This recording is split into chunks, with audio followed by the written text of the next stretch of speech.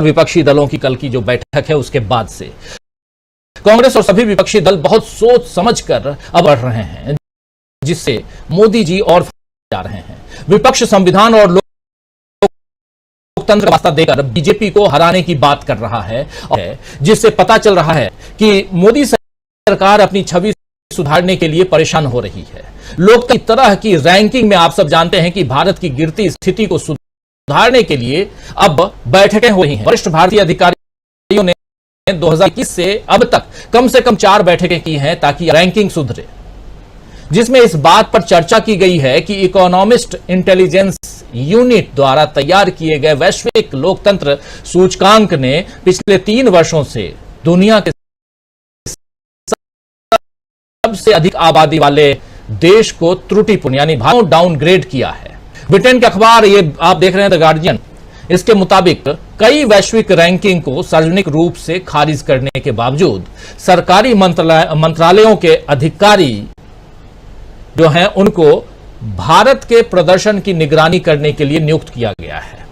अब तक इस तरह की रैंकिंग को मोदी सरकार कड़े शब्दों में खारिज करती आई है, लेकिन अखबार के मुताबिक, गार्डियन के मुताबिक बंद दरवाजों के पीछे रैंकिंग का आकलन करने के लिए एक बैठक में एक वरिष्ठ अधिकारी ने इस अखबार को बताया है कि प्रधानमंत्री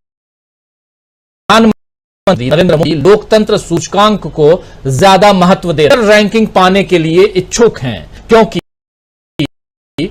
भारत दुनिया का सबसे बड़ा लोकतांत्रिक। तो भाई अभी तक आप कहते सब कुछ गलत है, जो भी आ रहा है ये फर्जी है, लेकिन अब आपको लोकतंत्र चिंता, उसमें भी रैंकिंग की चिंता क्यों हो रही है? जब अमेरिका जा रहे हैं तब भी ये चिंता जाहिर हो रही है, और अब तो अमेरिका में तो आपसे सवाल पूछे जा रहे हैं। तो सवाल यह है कि आखिर मोदी जी क्यों लोकतंत्र सूचकांक में कमजोर होती रैंकिंग से डर रहे हैं? क्या यह डर सत्ता खोने के ख्याल से उपजा है, या दुनिया में हो रही किरकिरी के कारण हुआ है? क्या देश से लेकर विदेश तक बुरी तरह फंसे मोदी जी सरकार की छवि बचा पाएंगे? क्या रैंकिंग सुधारने के लिए लोकतंत्र में आ चुकी गिरावट को सुधार पाएंगे मोदी जी, या फिर यह काम राहुल गांधी ही 2024 में करेंगे और उनके साथ साथ विपक्षी दल? सवाल बहुत है, उनसे कोशिश करते हैं। चलिए इस कार्यक्रम को आगे बढ़ाते हैं। वरिष्ठ साथी जुड़े हुए हैं और यह समझने की कोशिश करते हैं कि कैसे बुरे हैं मोदी जी। हमारे साथ इस वक्त 6 वरिष्ठ साथी जुड़े हुए हैं। देखिए, वरिष्ठ पत्रकार श्रवण गर्ग साहब जुड़े हुए हैं। गर्ग साहब, आपका स्वागत करता हूं। हमारे साथ जुड़े हुए हैं प्रोफेसर अखिल स्वामी जी। स्वामी जी, आपका स्वागत है। हमारे साथ सुनील जी जुड़े हुए हैं। हमारे साथ संजय कुमार सिंह जी जुड़े हुए हैं। हमारे साथी प्रशांत टंडन जी जुड़े हुए हैं और अमलेंदु उपाध्याय जी जुड़े हुए हैं। आप सबका स्वागत करता हूं। आप तमाम दोस्त साथी शुभचिंतक आप सबका जो अब तक जुड़ चुके हैं, जुड़ने वाले हैं। वीकेंड, और उधर मोदी जी अब अमेरिका से पहुंच चुके हैं इजिप्ट, और इधर मणिपुर की घटना पर उनकी सहयोगी, उनके कैबिनेट के मंत्री, गृह मंत्री अमित शाह अभी थोड़ी देर बैठक ले चुके हैं, और उस बैठक में मणिपुर पर चिंता पहली बार जाहिर की गई है। सरकार की तरफ से वो बैठक आई है, जिस बैठक का इंतजार पिछले 53 दिनों से था, और उससे पहले एक बैठक कल और हुई जिस पर सत्तारूढ़ दल की हवाइयां उड़ी हुई हैं, और उस बैठक के तुरंत बाद स्मृति ईरानी जी आ गई थी प्रेस कॉन्फ्रेंस करने के लिए, आप सबने देखा। तो बहुत कुछ है और कैसे फंसते जा रहे हैं मोदी जी। और उतना ही नहीं, जो रही सही कसर जो थी उसको पूरा कर दिया एक ट्वीट ने, और वो ट्वीट किया था असम के मुख्यमंत्री हिमंता बिस्वा शर्मा ने।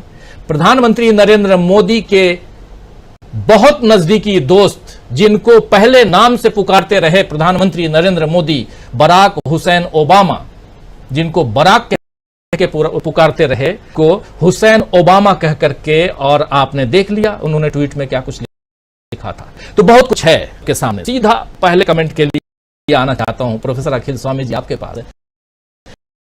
किस रूप में कहा जाए, आपको भी लगते हैं प्रधानमंत्री नरेंद्र मोदी जहां उनको रही है, जहां उनको उनके ही सहयोगी फंसा रहे हैं, जहां उनसे बहुत मुश्किल सवाल लोकतंत्र पे पूछा जा रहा है, कैसे देखते हैं?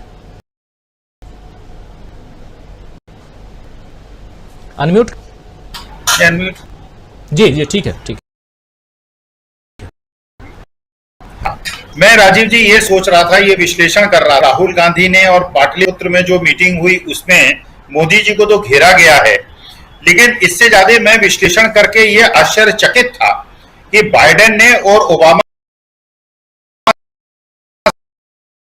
किस प्रकार से मोदी जी की घेराबंदी अमेरिका के अंदर की। जरा कल्पना कीजिए, बाइडेन साहब की पत्नी को 7 कैरेट का हीरा मिला। डोनाल्ड ट्रंप सोच रहे होंगे, मुझे कहा गया आपकी बात डोनाल्ड ट्रंप सरकार को तो 7 कैरेट का हीरा नहीं मिला। बराक हुसैन को जी बराक कह के पुकारते थे। तो सोच रहे होंगे कि बराक इतने अच्छे दोस्त थे, डोनाल्ड ट्रंप इतने अच्छे दोस्त थे, और जिनके लिए मोदी प्रयास कर रहे थे उनकी तो मिला।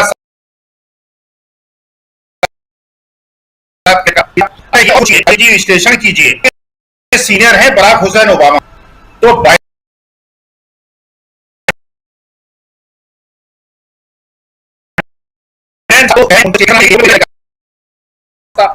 बाइडेन साहब तो उनको एक प्रकार का गुलदस्ता दे रहे हैं और अब उसको वापस ले रहे हैं। तो इस परिप्रेक्ष्य में राजीव जी, वास्तविकता में मुझे एक किस्सा याद आया कि अकबर ने एक बार अपने दरबार में पूछा कि एक बकरी मैं तुम सबको देता हूं, इस बकरी का न तो बढ़ना चाहिए न घटना चाहिए, कोई ऐसा कर सकता है क्या? सबने कहा साहब ये तो संभव नहीं है, या तो वेट बढ़ेगा या घटेगा। तो बीरबल ने कहा मेरे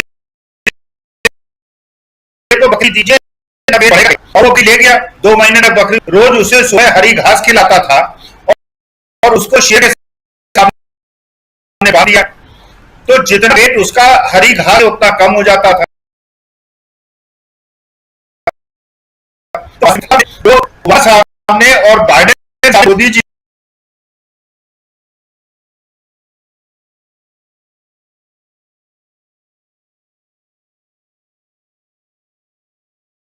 को एक प्रकार से जुगलबंदी में घेरा है।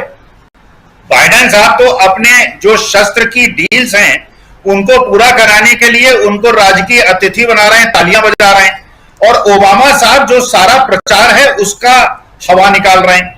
तो वास्तविकता में ओबामा साहब, मैं ये सच में बता रहा हूं राजीव जी, मैं विश्लेषण कर रहा था कि आज के तारीख में अगर सबसे बौद्धिक स्तर से ऊंचा कोई नेता है, अभी तक मैं बाइडेन साहब को बड़े हाई एस्टीम में रखता था, लेकिन वास्तविकता में बराक हुसैन ओबामा ने जिस प्रकार से भारतीय लोकतंत्र और जिस चीज से हम लोग बहुत ज्यादा राजीव जी चिंतित थे कि ये जो हिंदू मुसलमान की राजनीति हो रही है, जो हम लोग सोचते थे और आपकी डिबेट में डिस्कस करते थे, आज मणिपुर में दिख रहा है केवल हिंदू क्रिश्चियन करने के चक्कर में एक प्रदेश को इन्होंने आग की ज्वाला में झोंक दिया है। और जो हम लोग चिंता करते थे अपनी भारत भूमि के लिए और अपनी जन्मदात्री भारत माता के लिए, वही कंसर्न दिखाया है बराक हुसैन ओबामा ने। उन्होंने कहा कि हिंदू मुसलमान सिख ईसाई क्रिश्चियन का जो नैरेटिव है ये भारत को तोड़ देगा। तो वास्तविकता में टू नेशन थ्योरी देने वाले लोग ये दृढ़ संकल्प हैं, ये देश को धर्म और जाति के आधार पर तोड़ देंगे, जिससे हम चिंतित हैं। और हमारी चिंता विश्वव्यापी हो रही है। पूरे विश्व में यह सोचा जा रहा है कि जिस चीज से डीबी लाइव चिंतित था, जैसे लोग चिंतित थे कि मेरे देश को यह तोड़ने का टुकड़े टुकड़े का प्रयास कर रहा है, अब हमारी चिंता जो है इंटरनेशनलाइज हो गई। वैश्विक स्तर पर वो लोग ये सोच रहे हैं कि विश्व का सबसे बड़ा लोकतंत्र अगर धर्म विद्वेष और जातीय विद्वेष की तरफ, तो ये देश टूट जाएगा, जो पूरे विश्व के लिए एक अच्छा कदम राजीव जी नहीं होगा। जी, पूरे विश्व के लिए अच्छा। और यही तो बराक ओबामा भी कह रहे थे कि भारत न टूटे, इसके बारे में बात जो